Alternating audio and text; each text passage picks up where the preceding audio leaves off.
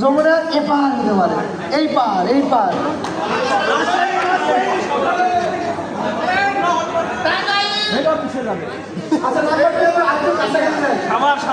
আচ্ছা লাস্টে হচ্ছে ওয়ান হয় তাহলে কে আসতে পারে? যদি ওয়ান হয় তাহলে কে আসতে পারে? কে আসতে পারে?